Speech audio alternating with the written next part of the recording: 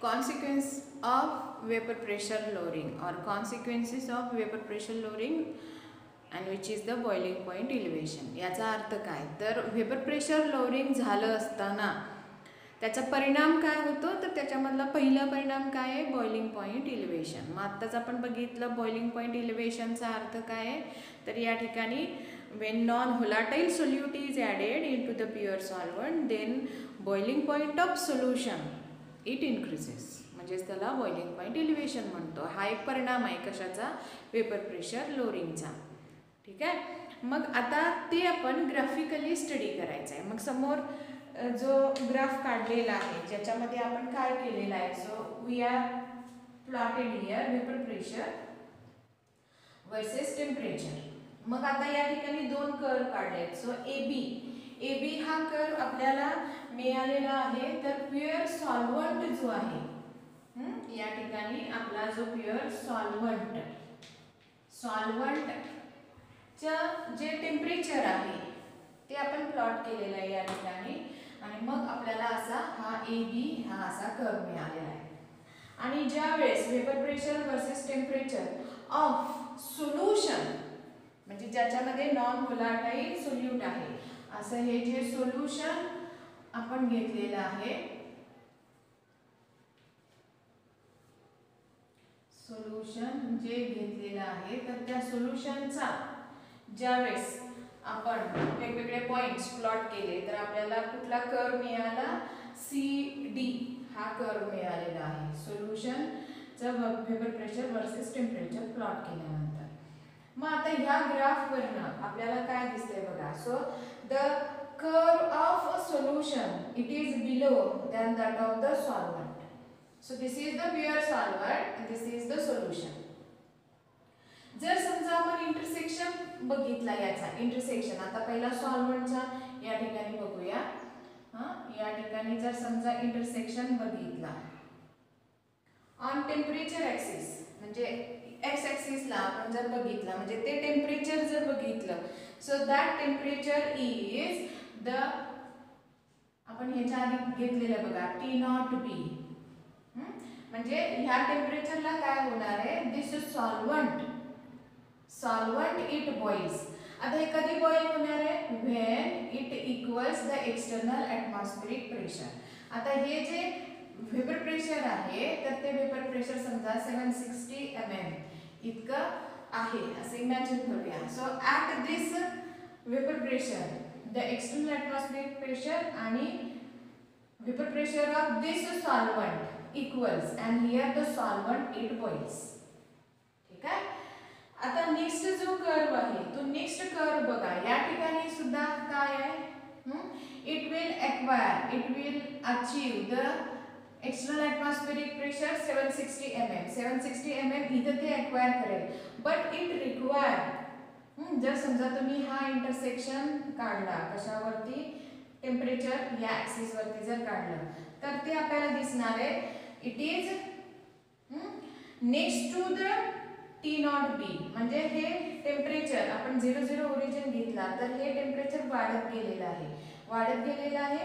So here the temperature which is achieved by the solution ह्या सोल्युशननी हे achieve केलेलं आहे temperature which is the boiling temperature of this solution and it is called as T B आपण असं म्हटलेलं आहे.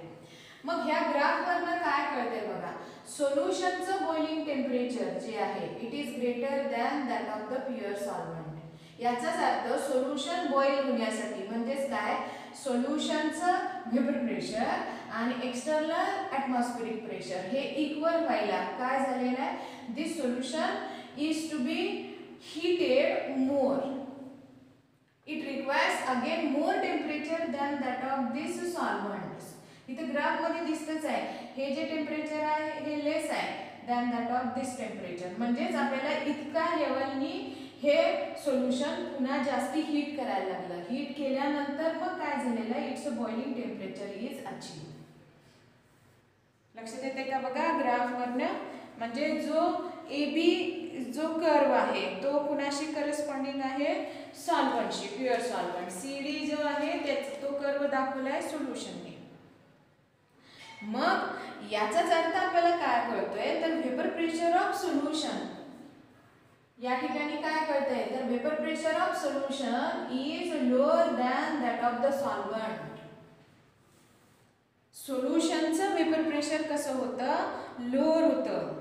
Vapour pressure of solution lower than that of the pure solvent. आणि याच्यामुळे काय झालेलं आहे हे व्हेपर प्रेशर वाढण्यासाठी कुणाचं सोल्युशनचं जे व्हेपर प्रेशर आहे कुणापेक्षा सॉल्व्हंट पेक्षा तर ते सोल्युशनचं व्हेपर प्रेशर वाढण्यासाठी काय झालेलं आहे here more temperature is needed to achieve this vapour pressure to the external atmospheric pressure.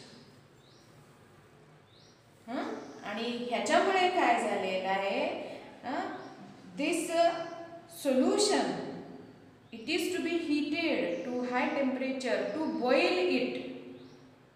त्याचा बॉइलिंग पॉइंट रीच होण्यासाठी त्याला जास्ती आपल्याला हीट करायला लागलं. आणि ह्यालाच आपण काय नाव दिलेलं आहे या ठिकाणी बॉइलिंग पॉइंट इलिव्हेशन. याचाच अर्थ काय झालं या सॉल्व्हंटचा बॉइलिंग पॉइंट होता त्याच्यापेक्षा सोल्युशनचा बॉइलिंग पॉइंट काय झाला वाढलेला आहे. सो दिस टीबी काय होतं हे greater than T not B. Sorry this is the T not B. TB greater than T not बी. लक्षात आलं का हे या ग्राफवरनं आपल्याला कळतं. ठीक आहे. आता याच्यानंतरचा छोटासा पॉइंट काय आहे तर boiling point elevation and concentration of solute. हे काय झालं हे ग्राफिकल रिप्रेझेंटेशन झालं. कशाचं तर बॉइलिंग पॉइंट इलिव्हेशनचे ग्राफिकल रिप्रेझेंटेशन. हा म्हणजे काय this is the consequence of vapour pressure lowering. हे ग्राफिकल रिप्रेझेंटेशन इथं संपलं.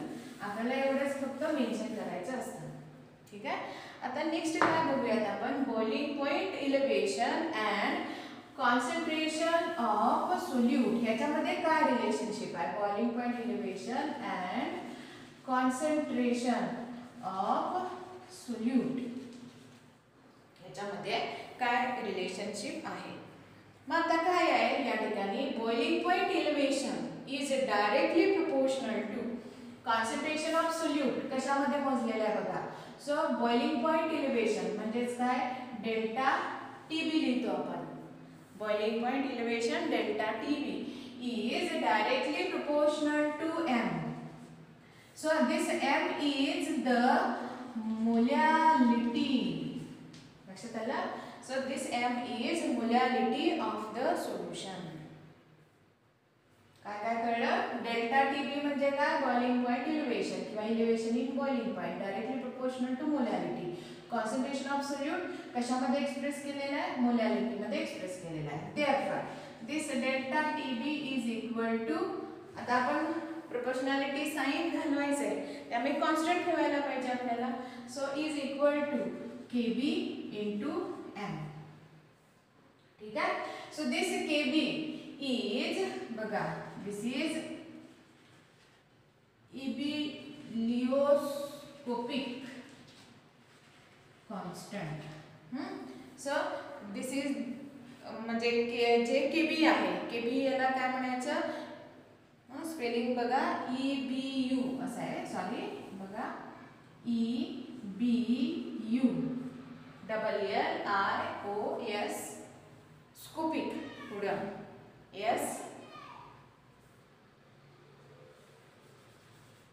SCOPIC थोडं स्पेलिंग चुकलं. इबिलिओस्कोपिक कॉन्स्टंट. केबी म्हणजे काय इबिलिओस्कोपिक कॉन्स्टंट किंवा ह्याला काय म्हणायचं. So this is molar elevation. Ebullioscopic constant किंवा मोलर इलिव्हेशन म्हणायचं ह्या कॉन्स्टंटला केबीला. मग आता जर समजा आपण मोलॅरिटी 1 घेतली if m is equal to 1 घेतलं then delta T B is equal to K B. मग आता आपण केबी ची डेफिनेशन कशी लिहिणार आहे. सो इबिलिओस्कोपिक कॉन्स्टंट म्हणजे K B ebullioscopic constant that is molar elevation K B is equal to हे काय आहे इलिव्हेशन इन बॉइलिंग पॉइंट.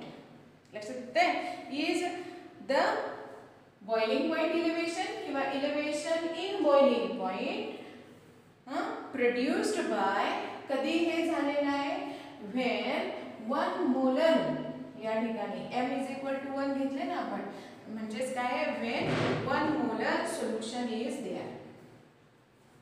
काय लक्षात आलं का? सो Kb म्हणजे ebullioscopic constant. So this ebullioscopic constant is equal to molar is equal to काय, इलेव्हेशन इन बॉइलिंग पॉइंट किंवा boiling point elevation produced when 1 molar solution is present, और it is elevation produced by 1 molar solution. लक्षात आलं? मग आता या ठिकाणी concentration जे आहे सोल्यूटचं ते मोलॅरिटी मध्ये का घेतलेलं आहे, मोलॅरिटी मध्ये का नाही घेतलेलं आहे? सो जनरली बघा, या बॉइलिंग पॉइंट इलेव्हेशन मध्ये temperature it does not constant. Molarity मध्ये का घेतलं? Because here during boiling point elevation temperature varies. आणि जर समजा आपण कॉन्सन्ट्रेशन मोलॅरिटी मध्ये घेतलं, सो मोलॅरिटी मध्ये घेतलं असतं तर काय झालं असतं, molarity it depends upon the temperature. As temperature increases molarity it varies, it increases और decreases because it depends upon the,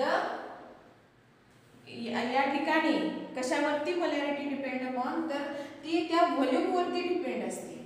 म्हणजे मोल्स पर लिटर आपण असं लिहिलेलं असते, मोलॅरिटी मध्ये मोल्स पर लिटर लिहिलेलं असतं. So that molarity it varies as per the temperature.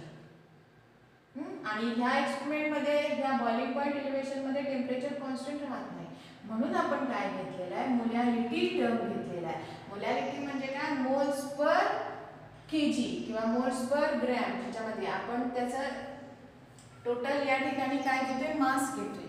मग मास हे काय टेम्परेचर प्रमाणे व्हेरी होणार नाहीये, म्हणून काय घेतलेलं आहे आपण, इन्स्टेड ऑफ मोलॅरिटी, मोलॅलिटी ही टर्म या ठिकाणी आपण वापरलेली आहे. So this was the boiling point elevation and concentration of solute.